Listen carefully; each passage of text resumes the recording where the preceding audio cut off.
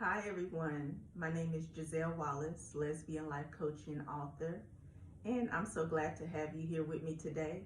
I appreciate you taking some time out of your day to meet with me, and I just want to speak to you briefly about a common statement that obviously triggers a lot of people, and it's generally expressed through heterosexual people about gay and lesbian people. And they usually like to always say, I hate how gay people always feel the need to let us know that they're gay. Who cares? Go and get some help.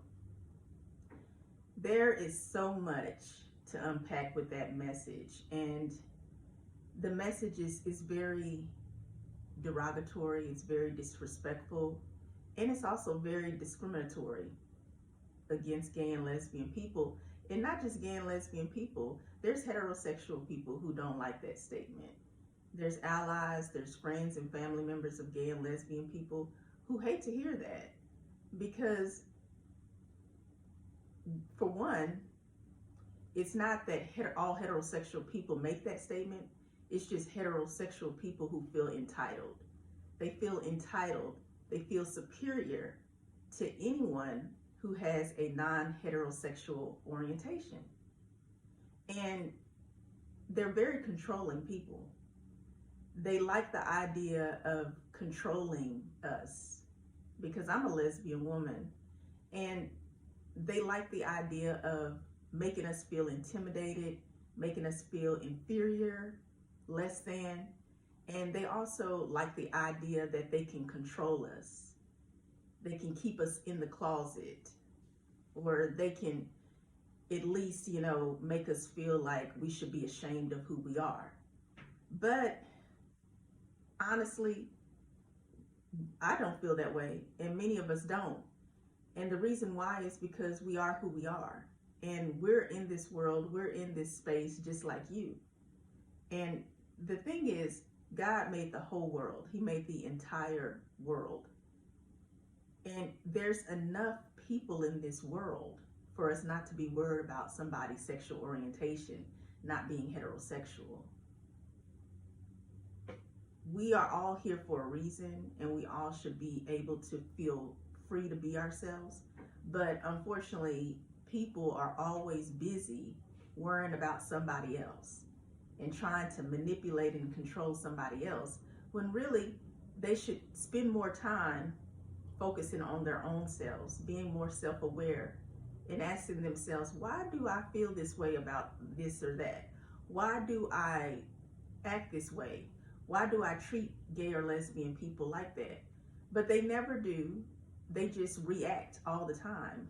And they think that they're gaining or making some type of influence in the world by doing so, when really they're just being detrimental. They're actually showing who their real character is. Because when you actually mistreat people, it doesn't make the person who you're mistreating look bad. It makes you yourself look bad. But society is so used to binary conditions. They're used to heterosexual norms. And there was a time when everybody blended and did their own thing. Believe it or not, homosexuality is a fairly new word. It actually just was founded in the 20th century. It's a fairly new word, but homosexuality has been around since the beginning of time. And if you study a lot of historical records and study people who lived in certain parts of the world who were very open about their sexual orientation, you will learn that homosexuality was actually accepted at once in society. It was just understood. It was just the way things were. But around the 13th century is when there were tyrants who took over, and they began to enforce their own laws and critiques And it had to deal with the fact that they didn't like anything that made them feel intimidated by the presence of someone who was different from them, who they felt like was more talented, who had a lot of gifts, and who also was able to influence other people. Now, gay and lesbian people are very gifted, talented people, influential people. There's many people in the world who are homosexual that you can learn that about. You know, Michelangelo, some of Alexander the Great. There's so many people in history. However, the point I'm trying to make is when you are so busy trying to tell gay and lesbian people that we are the ones who have a problem, we are the ones who needs to keep our mouths shut and not tell the world who we are, well, that's only going to do one of two things. Yes, you'll have some people who will stay quiet and go in their shell, but they're still going to be gay. They're still going to be gay. And it doesn't stop, it doesn't change their sexual orientation. And then you're going to have people who are actually proud of who they are, and it's going to cause them to be more stronger and be more open about who they are. And that's what you despise and that's what you hate. But that's something that you're going to have to deal with personally on your own. You are not in control of anyone. We actually don't have total control of our lives. God does that. So if God doesn't have a problem with us, you might as well not have a problem with us.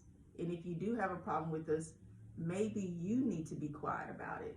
Maybe you need to self-reflect. Maybe you need to improve your situation instead of trying to change somebody else. Everybody is here for their own purpose. Everybody is different in their own way. And we're all here to actually help each other, influence each other. And that's what keeps the world moving and growing. That's what keeps the world interesting and fascinating.